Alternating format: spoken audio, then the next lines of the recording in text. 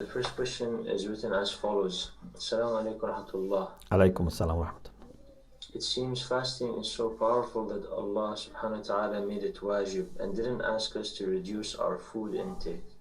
Whilst we are recommended to reduce our speech as was mentioned in lecture 5, would it be permissible or even recommended for us to impose this on ourselves as a fast of the tongue on some days? And how powerful can this be for our spirituality? Thank you. You're welcome. Yeah, it would be very good to reduce our speech, and maybe in order to gain control, sometime not to speak if possible. Ayatollah Bahjat, it is said that for 8 years in Najaf, he only said what was wajib, what was his duty,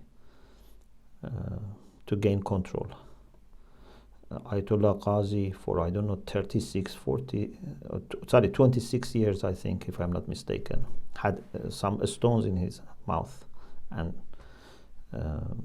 when one of his students saw that there is a mark in his mouth, by chance, he maybe noticed and asked him, and then after some time he said.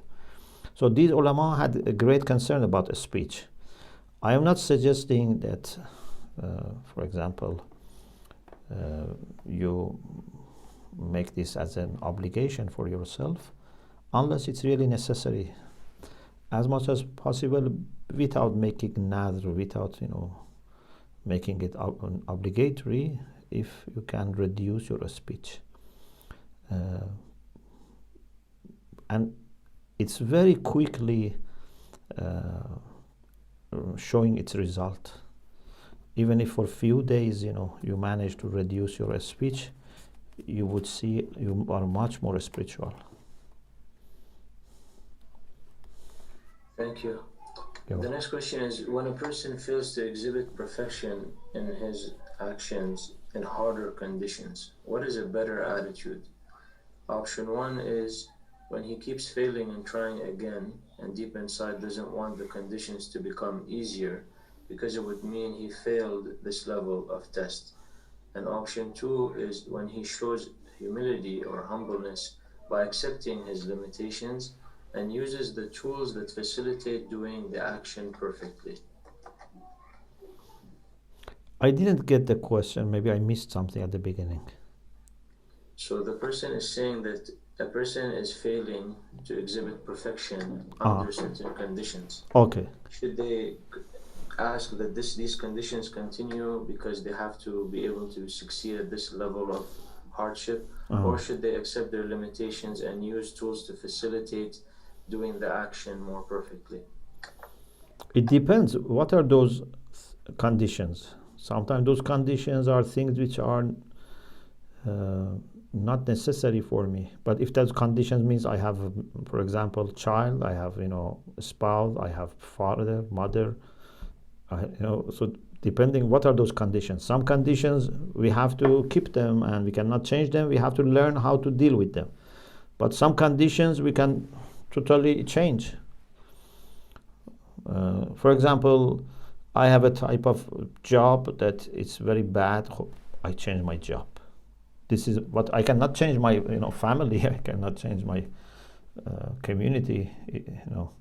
So it depends on what is the condition.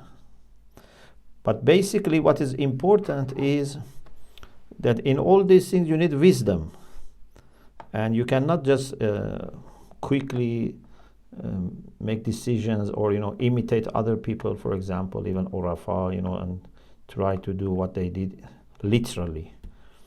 You have to learn the principles, the strategies, but then you have to apply it wisely to your case.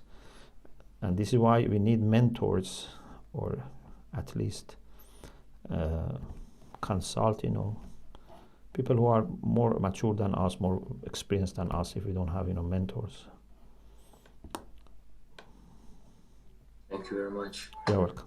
The next question is, mukhlas, we defined it as when you free yourself for the sake of God. Yes.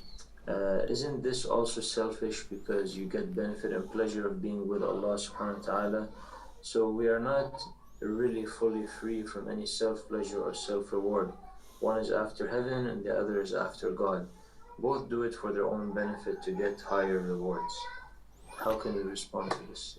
Or how should we look at this? This is the way I think I explained that you do what he wants. He wants you to be near him. That's fine. You are not doing this this is no longer selfish. You are doing this because he wants you to be there. And if everything in your life you do it for his sake and according to his will, then this becomes a consistent pattern. And even if you do something for yourself, whether it be spiritual or worldly, no problem. So you have to test yourself. Is this a consistent pattern in your life that you do everything according to his will? Or you only do this when it suits you?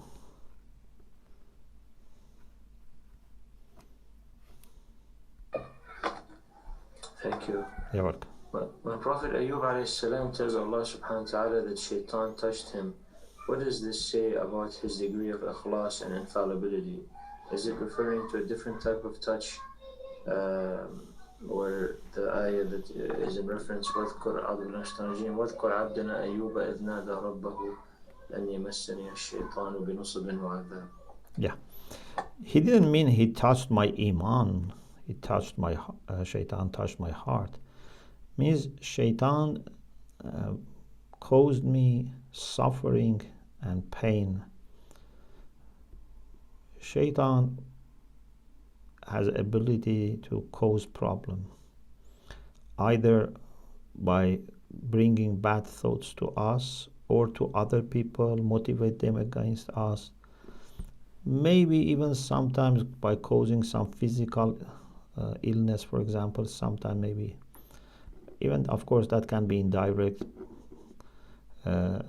Anyway, shaitan has this type of ability, creating troubles. But shaitan cannot block you, cannot get into your heart. Only can create troubles, and if you give in, if you open the door for him, that's another issue. Like for example, a thief comes and knocks your door, you shouldn't open the door. Sends a letter, says, let me in, you shouldn't. Wants to introduce himself as a friend, you should not open the door. Send someone, says, you are his friend, tell him to let me in, you should not let shaitan. So whatever shaitan tries, don't open the door. But shaitan can create lots of troubles, but it's better we keep him away. Shaitan can throw stones at your door, try to disconnect your power, but cannot get into your heart.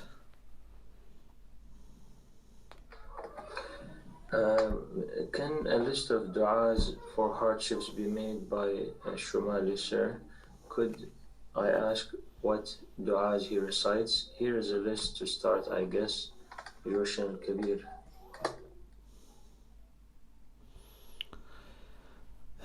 Alhamdulillah, Mafatihul Janan is a very good book, and as you see, there are lots of du'as, and for certain things also some du'as are recommended.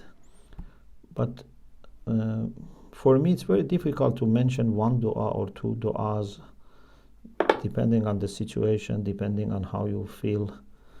But generally speaking, du'a tabassul is very important. Salat of Imam Zaman is very important. Ziyarat Ashura is very important. Ziyarat Jama is very important. Nawafil, very important. Sadaqah, extremely important. These are our tools, these are our instruments. We have 9 more questions. How many of them can we take? Maybe one more. Inshallah. The last question for today. There was a story where a scholar was putting away the shoes of his kin who were very bad with him. He said he was doing this for reaching high levels.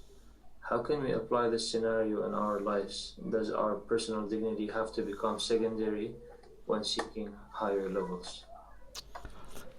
Yeah, actually, this is one of the challenges, that we have to preserve our honor and dignity, but at the same time, we have to get rid of our ego. So we are not able to do what Malamatiya used to do. Malamatiya used to do things that people make mockery of them, people, condemn them, attack them, and even sometimes they were doing things that would be taken as sign of having no iman. For example, going to a place of selling wine and coming out and cleaning their mouths as if they had drunk wine inside.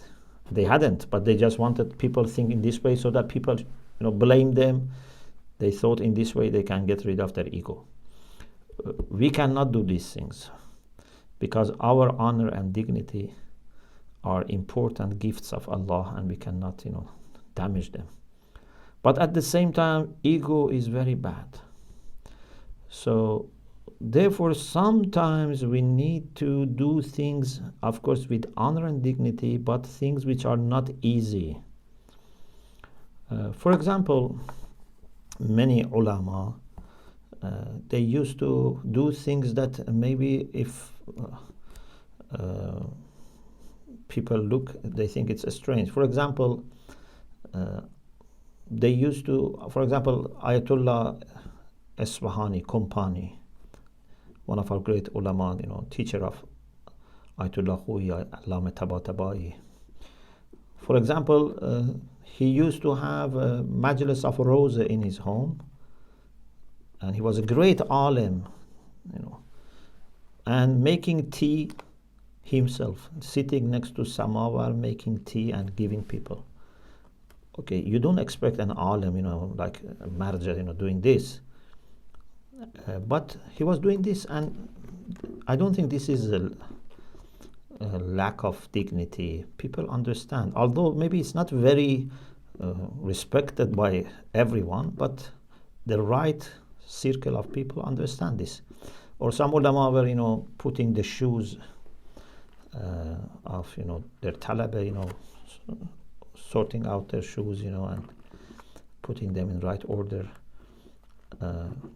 So maybe it's a gray area that you think, is it respectful or not? Is it matching my honor or not? But maybe sometimes we need to go a little bit extra so that we make sure that we get rid of our ego. But if it's something that is really taken as a sign of lack of honor, no. Because these are worldly considerations that, for example, a marja should not serve tea, for example. But if it's a majlis of Abu Abdullah, for example, or if someone is in need of help, I go and help him, and Ayatollah Allama Jafari, Muhammad Taqi Jafari, rahmatullah alayhi, a great philosopher, great mujtahid, So he was living in Tehran. So he used to play football in their, neighborhood with other people. He was, in his maybe 70s, 60s, he was playing football with them. I'm sure many people say, we don't expect a scholar to do this, but he was not paying attention to this. Maybe for him this was a spiritual struggle and a way to connect to people. So sometimes there may be gray areas that people have different opinions, but it's better to get rid of our ego than being very careful about what other people think, as long as it's gray, not black and dark. But of course, if you are not sure, it's better to check with some other people, because sometimes we may become careless about our own honor in this journey. Sometimes people take too much risk and because they want to get rid of their ego, and then it may not be wise. Thank you very much, Sheikh. You're welcome. And inshallah, we'll continue with the upcoming questions in the upcoming sessions, bismillah. Inshallah. Thank you very much, and may Allah be with you all and support you. More. التماس دعاء. التماس دعاء. Thank you. جزاكم الله خيرا.